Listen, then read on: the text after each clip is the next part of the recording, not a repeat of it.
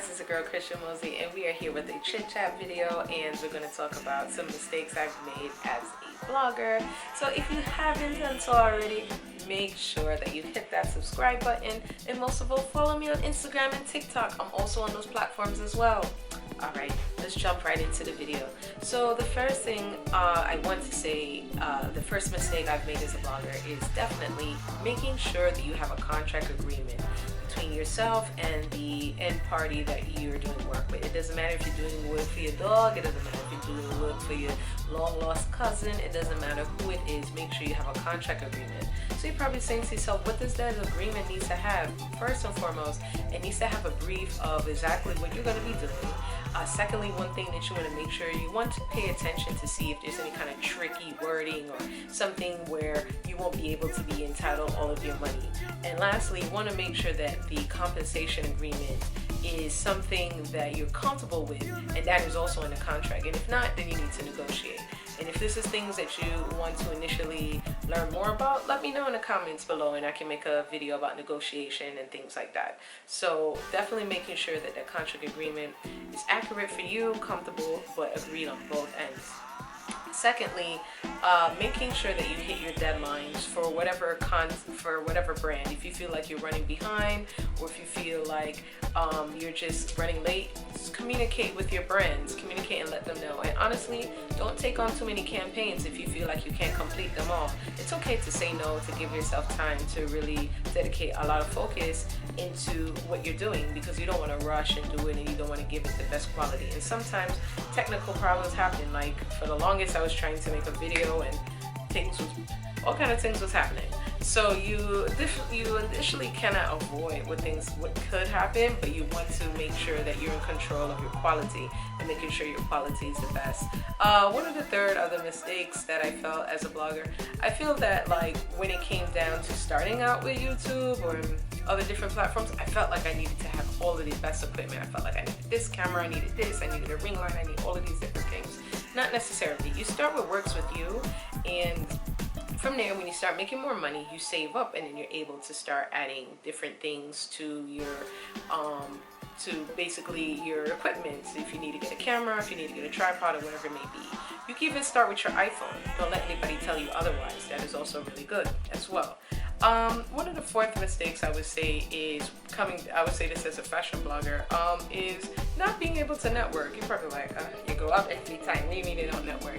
Being able to network and get an understanding of your sense of community. Me being in New York now, it's completely different from where I was in Orlando. So it's really different things. So networking and meeting people in your niche that can support you and can be able to help give you guidance. And I think that's so important, because you can't do everything yourself. I had to learn that a lot from friends. Like, you can't do everything yourself. Somebody might be good at this, somebody might be good at that. So it's really good to have that sense of community so they can give you advice on that.